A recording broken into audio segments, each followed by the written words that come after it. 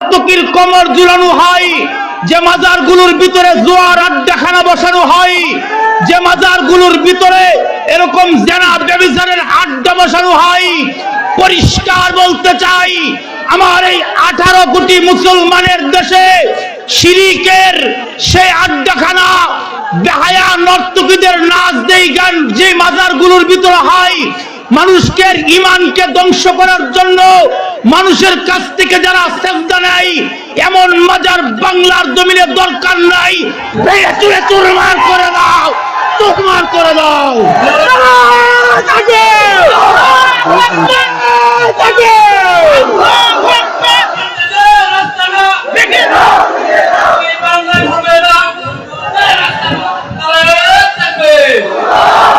আমরা সেই মাজারের বিরুদ্ধে কথা বলি যে মাজারে সাজদা হয়, আমরা সেই মাজারকে নিষিদ্ধ করি যে মাজারে গাঞ্জার আসর বসানো হয়। সুতরাং আমার বাংলার জমিনে এমন শিরিক হয়, এমন মাজার রাখা যাবে না। জ্বালিয়ে পুড়ে ছাইকার করে দাও, ছাই করে দাও।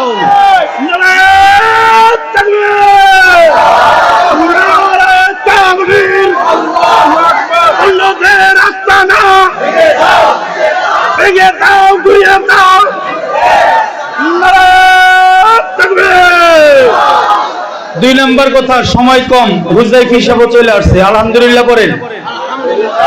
আমাদের আল্লামা জিয়াউদ্দিন দামাত বারাকাতুহুমের নূরের চশমা খলিফা মুফতি উবাইদুর রহমান হুজাইফ হিসাব চলে আসছে। একেবারে সংক্ষিপ্ত কথা, গভীরভাবে খেয়াল করেন। মুহতারাম হাজিরিন, ইহুদি খ্রিস্টান নাসারারা দেখলো মুসলমানদেরকে যদি মেরে ফেলা হয় তাহলে তারা জান্নাতে যাবে, আর জীবিত থাকলে তারা গাজী হবে।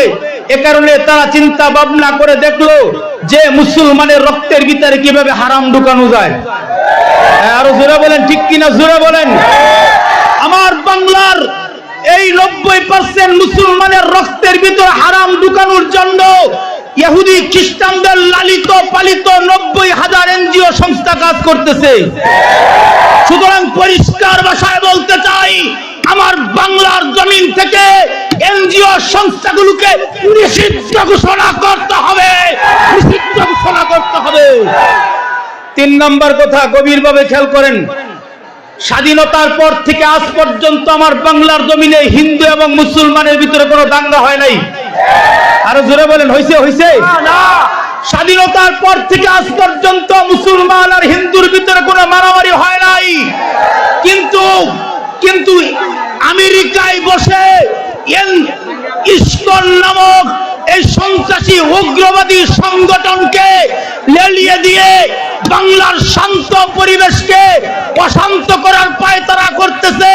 পরিষ্কার ভাষায় বলতে চাই, বাংলার জমিনে ইসকন নামক সংগঠনকে নিষিদ্ধ ঘোষণা করতে হবে, নিষিদ্ধ ঘোষণা করতে হবে। আরো জোরে বলেন।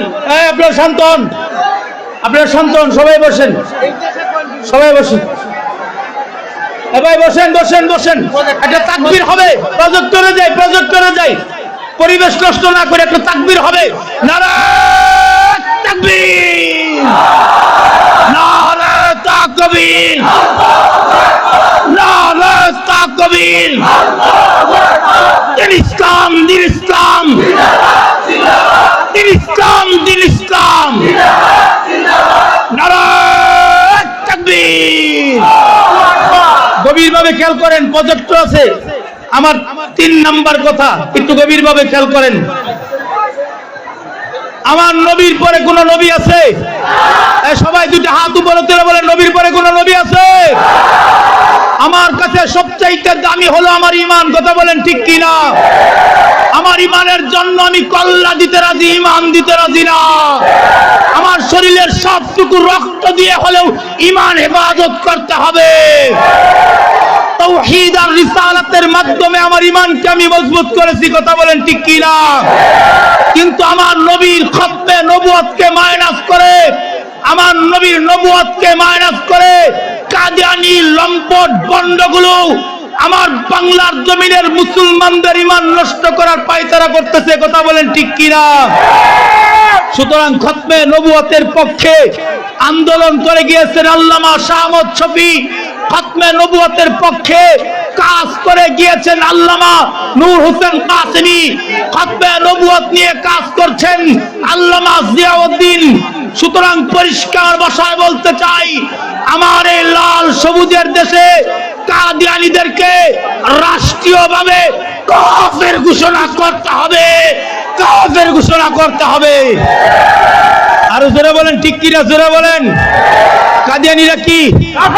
এই উচ্চ আওয়াজে বলতে হবে, কাদিয়ানীরা কি? জোরে বলেন, জোরে বলেন, জোরে বলেন, আরো জোরে বলেন, কাদিয়ানীরা কি? আরো জোরে বলেন, কাদিয়ানীরা কি? নবীর পরে নবী নাই, নবীর পরে নবী নাই, কাফের কাফের কাফের কাফের কাফের কাফের। নারায়ে তাকবীর।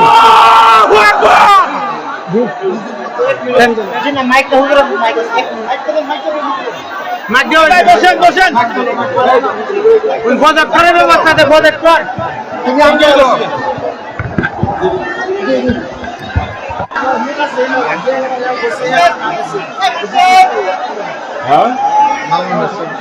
ইলিয়াস ভাই কইতাছে এই অবস্থায় মানুষ এক্সিডেন্ট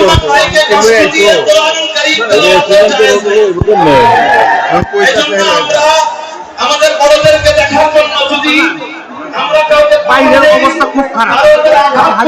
বলেন মানুষ যে ধাক্কাটা শুরু করে অনেক মারা রাখেন এই মাদ্রাসা কম মুফতি হাবিবুর রহমান, তোমাকে বলছি আমাদের প্রধান অতিথি মঞ্চে নিয়ে আসো। মুফতি হাবিবুর রহমান, প্রধান অতিথি সাহেবকে মঞ্চে নিয়ে আসো। আপনারা একটু শান্ত হন, একটু শান্ত হন, আপনারা একটু শান্ত হন। হযরত অসুস্থ মানুষ, তারপরে আপনাদেরকে বিনয় এসেই বলছেন ইনশাআল্লাহ 2 থেকে 3 মিনিটের ভিতরে আল্লামা মামুনুল হক স্টেজে আসবেন।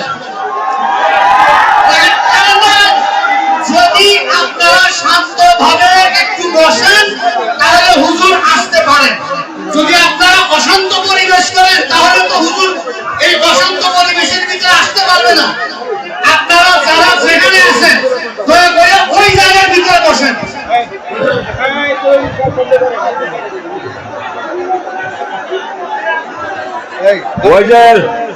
ওই যে ভাইরা মেহরবানি করে আপনি একটু লক্ষ্য করুন আমি কি বলছি। আমাদের প্রধান অতিথি মঞ্চে আসলে যদি এই ধরনের কোন গোলমাল যদি হতে থাকে তাহলে তিনি অসন্তুষ্ট হবেন এবং এই ফলাফল হবে যে উনি বক্তব্য রাখবেন না। এতে দেখে আপনাদের লাভ হবে, আমাদের লাভ হবে, তাহলে লাভ হবে না। যেহেতু সুতরাং পরিবেশটাকে শান্ত করার জন্য চেষ্টা করেন। ওইদিকে যারা নাকি ভূমিকা দাঁড়ায় আছে নাকি আপনারা বসেন, ভূমিকা যারা দাঁড়ায় আছেন আপনারা বসেন, পরিবেশটাকে শান্ত করেন। উনি আইসা যেন আপনাদেরকে শান্ত অবস্থায় আপনারা আছেন লক্ষ্য করেন এবং কথাবার্তা বলতে পারেন। হ্যাঁ